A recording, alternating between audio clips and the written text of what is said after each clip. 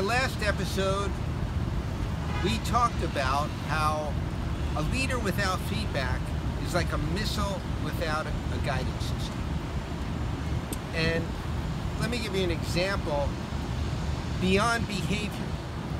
How a leader has to know what's going on in their operation.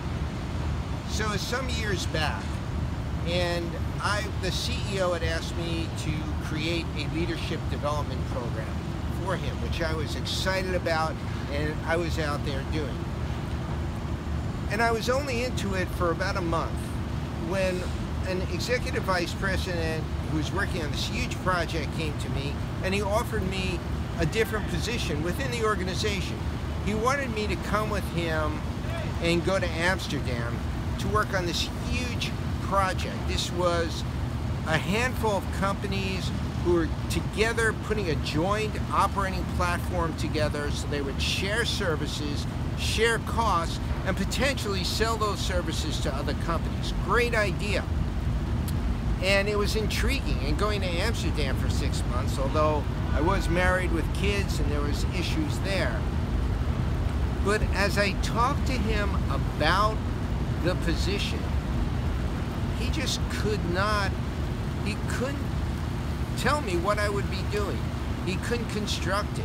And I had several conversations with him, and I just couldn't get a sense of what I would be doing. So I started to talk to some of the other people who had gone back and forth to Amsterdam working on this project. And as I did, I found out more and more and more to that all of them felt that this project was going nowhere, and they thought it is doomed to failure. And as I got to know more, I completely agreed with them, because the politics between these companies was not working. There was so much conflict and infighting. I didn't see any way that that was going to happen. So I sat down with this chief operating officer, the COO, who I had a dotted line reporting relationship to. And he asked me if I was going to go, and I sat down and I explained it to him. I said, you know, Al, this thing looks like it's doomed for failure. And I went down the list of problems that were going on in this project. And he said to me, what are you talking about? Nobody is telling me this. No one is saying this. You're the only one who is saying this. I said, Al, I'm the only one who's saying it to you. Everyone is talking about it, but no one is telling you. And he just dismissed the whole thing. And fortunately, I was doing the other work for the CEO, and I managed to get myself out of this assignment in Amsterdam, and I went ahead to create a leadership development program for the CEO, which was wonderful.